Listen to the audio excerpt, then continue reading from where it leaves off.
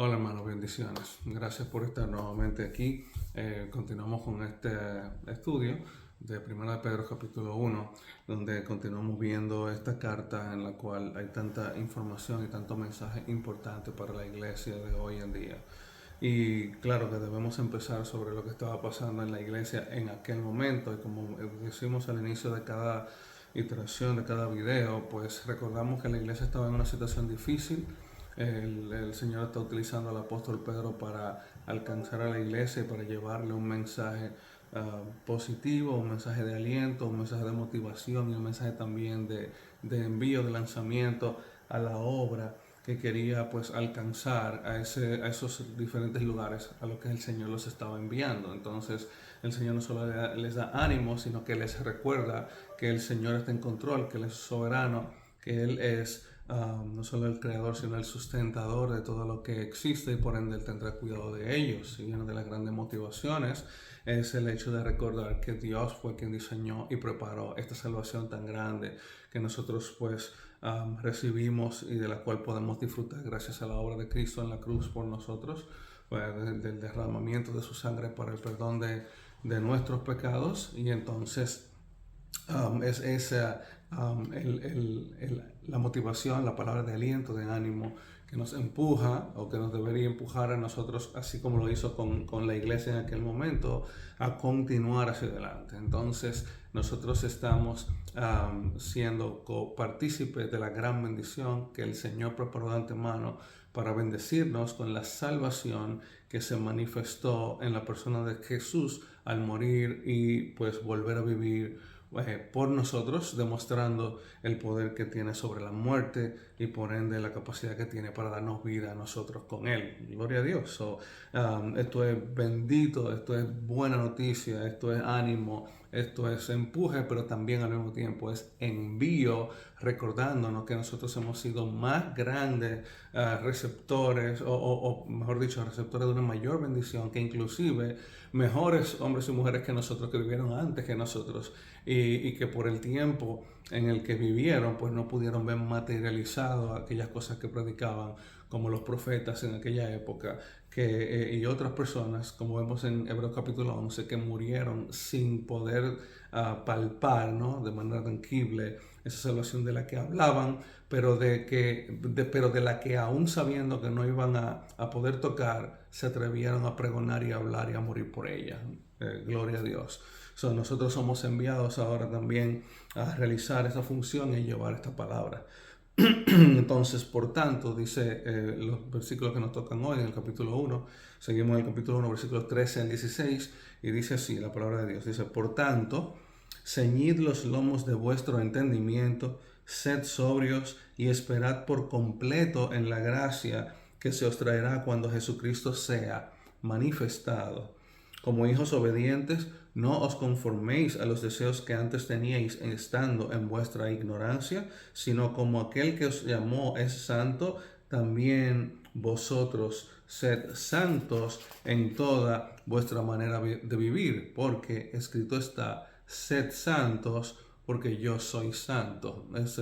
Ahí termina el versículo 16. Entonces, como de costumbre, volvemos al versículo 13 y vamos a ver un poquito más de detalle lo que el Señor nos está diciendo a través del apóstol Pedro en esta ocasión. Y siempre interesante resaltar el inicio que dice por tanto. O sea, esto es como la culminación de los primeros principios que estamos compartiendo en el capítulo 1. Todo lo que hemos hablado hasta ahora, por tanto, son por esta razón, por la razón de la que vamos a abrir, de la que vamos a hablar ahora. Y el primer punto de esto es un llamado a la acción. Un llamado a la acción que tiene que ver no solamente con tomar una herramienta y salir, sino que aún previo a eso es un llamado a la preparación, a la acción que debe iniciar con nosotros mismos en ese proceso de preparación. ¿Qué es lo primero? Que él dice, ceñid los lomos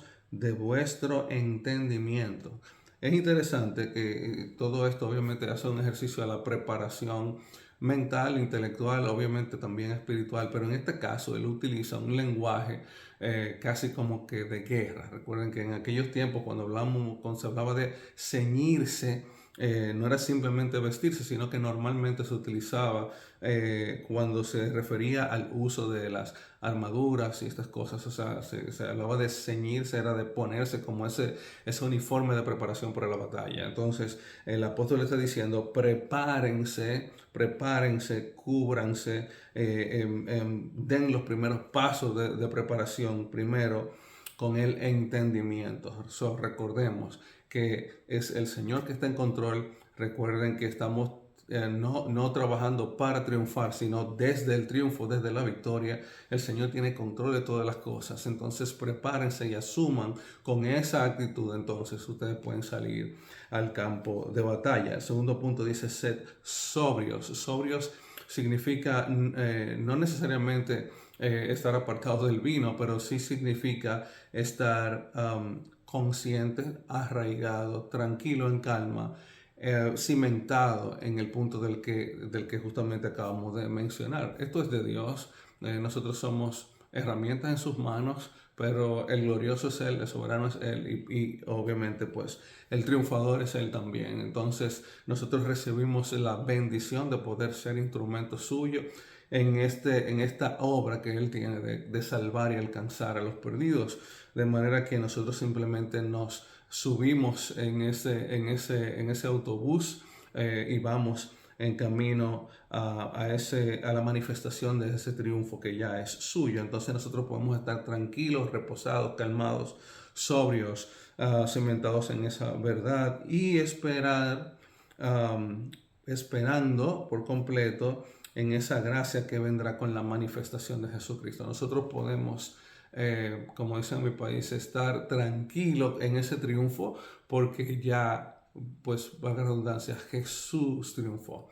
Él es el victorioso, Él ganó y nosotros estamos en el camino de sencillamente esperar la manifestación de esa victoria. Entonces Cristo viene. Con Él, pues la iglesia podrá ver ya por fin manifiesta el triunfo de lo que Él selló en la cruz del Calvario, y es cuestión de tiempo para que nosotros podamos palpar y presenciar también pues este evento que no está muy lejano en el futuro. Ahora, debemos hacerlo. Inicia el versículo 14 diciendo que debemos hacerlo como hijos obedientes, porque es fácil, sobre todo si tienes niños, sabes que a veces das una instrucción, el niño quizás la sigue momentáneamente mientras te ve o sabe que tú estás cerca, y luego se va desviando en la distracción y el pecado también, ¿por qué no? Entonces nosotros debemos estar enfocados, debemos ser aquellos que simple y llanamente acatamos la instrucción y somos fieles al cumplimiento de esa instrucción que hemos recibido, no como hijos desobedientes. Los hijos desobedientes no se conforman a la instrucción, sino que quieren otra cosa. Sin embargo, el llamado a nosotros es a que no nos conformemos a esos deseos que teníamos antes, que se van luego a convertir en distracción y en desvío de nuestro camino. Debemos conformarnos a Jesús, a Él, a su reino, a su soberanía, a su palabra. Entonces, recordando que todo lo que nosotros vivíamos, lo vivíamos a partir de nuestra ignorancia, de nuestro mal entendido de cuáles eran las prioridades, de nuestro mal enfoque respecto a qué es lo más importante en la vida, y ese también mal enfoque que nos llevaba a ver sencillamente cualquier cosa que no fuera Dios como el objeto de nuestra atención, de nuestro seguimiento, de nuestra devoción, de nuestra adoración. Entonces, Pedro nos llama la atención y nos motiva a concentrarnos en el Señor, en su triunfo, en su esperanza, la promesa gloriosa de que pronto estaremos con Él, y nos llama a ser no solamente sobrios y pacientes, sino también a ser hijos obedientes. Dice el versículo 15 que debemos recordar que hay una actitud o un valor que debemos imitar de Dios, y en la santidad. Entonces, lo primero que Él nos invita es a recordar que Él es santo Y es interesante porque muchas veces al hablar de la santidad no es fácil pasar de vista lo que el concepto de santidad es a través de toda la Biblia. A veces pensamos simplemente en el hecho de que hemos sido apartados, como el término original indica, pero cuando vamos al Antiguo Testamento y vemos de la manera en que vez tras vez la palabra de Dios pues presenta a Dios como santo y como el nivel de importancia y de seriedad y de pasión con la que se busca honrar la santidad de Dios, no solamente en el Pentateuco, sino en todo el Antiguo Testamento.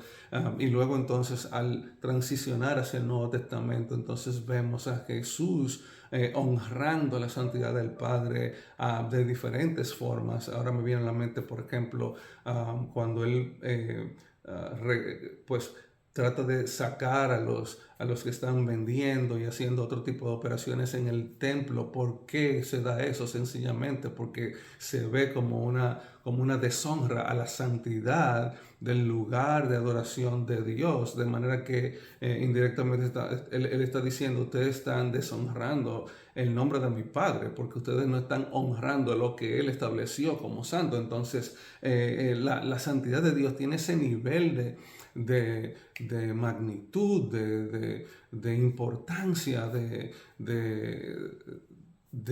algo que debe ser tan resaltado, tan valorado y tan imitado. Y la pregunta es: ¿dónde estamos nosotros con respecto a eso?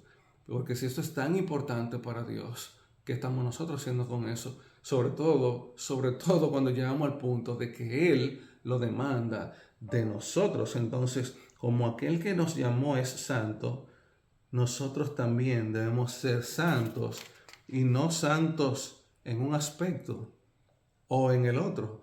Él no está hablando de que debemos ser santos en la asistencia el domingo a la iglesia. No está diciendo que debemos ser santos en la lectura de la palabra de Dios. No es que debemos ser santos en la oración. Es que está diciendo que nosotros debemos ser santos en toda nuestra manera de vivir, en todo lo que somos y hacemos.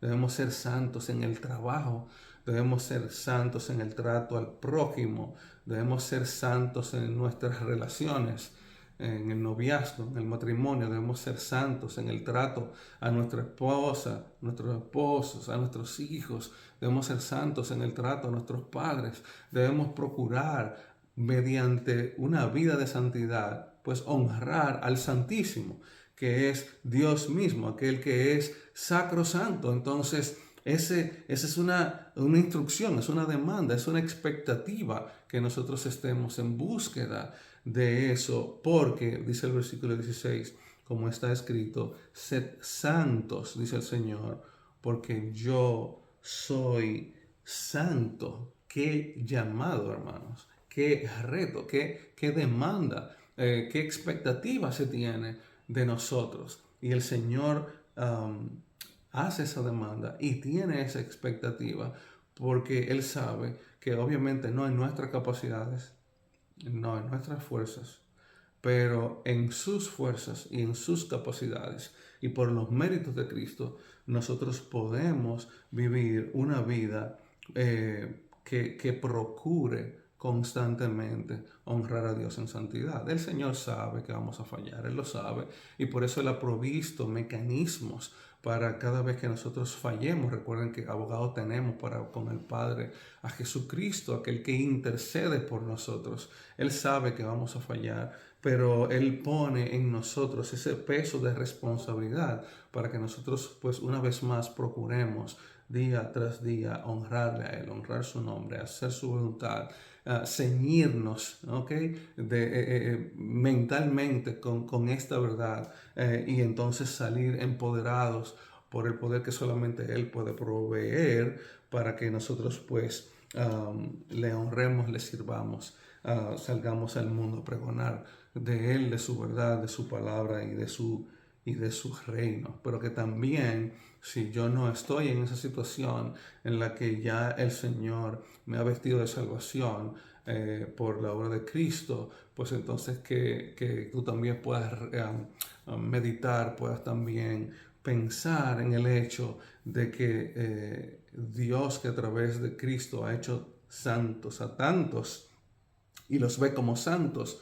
no por nuestras capacidades, sino porque ve a Cristo en nosotros y por sus méritos y por su sangre nuestros pecados son limpiados, porque tú también entiendas que tienes la oportunidad de nacer de nuevo a santidad en Él, porque es Él quien te limpia. Tú no tienes, así como yo no tengo la capacidad de limpiarme a mí mismo de mis pecados, pero Él ha provisto un medio de salvación y de santificación, que es Jesucristo, su Hijo, aquel que toca la puerta y que espera que tú le respondas en esta hora, rindiéndote a Él y apelando a Él por salvación. Es Él quien te va a salvar, a restaurar, a limpiar, a santificar y a usar con poder para su gloria. De manera que recordemos todos que el Señor tiene un propósito para nosotros, un propósito para nuestra vida, que Él quiere usarnos y que Él quiere bendecir a muchos otros a través de nosotros. Recordemos que debemos vivir de manera sobria, concentrada, enfocada en ese llamado que hemos recibido de parte del Señor y por los méritos de Cristo y el gozo que encontramos en esa salvación que Él ha provisto. Recuerden que nuestra esperanza es Cristo Jesús, aquel que no solamente puso su vida, sino que, dice la palabra de Dios, la volvió a tomar. Y si Él no solamente puso su vida, sino que tuvo la capacidad de tomarla por sí mismo nuevamente, entonces demuestra por esa acción que Él es Dios mismo y por ende tiene la capacidad de vivificarnos y darnos vida eterna también a nosotros. Y recuerden entonces ese último llamado, ese último reto de que busquemos la santidad que Dios, con la que Dios nos bendice, y recordemos que Él también ha provisto de medios para que podamos vivir en ella. Por Cristo Jesús, nuestro Señor, por sus méritos, por su obra, por su sacrificio, por su bondad, por su misericordia para con nosotros. Vamos a orar. Señor, gracias por tu obra de salvación, por tu obra de redención. Gracias, Señor, porque tú, Padre amado, pues planificaste y desarrollaste todo este proceso para que nosotros podamos encontrar salvación en ti, y todo por los méritos de tu Hijo, mi Dios, quien te dijo, sí, envíame a mí, quien estuvo dispuesto a venir a morir en la cruz por nosotros, quien a pesar de las dificultades dijo que sea tu voluntad y no la mía. Y aquel que, como dice Hebreos capítulo 12, viendo el fruto de todo el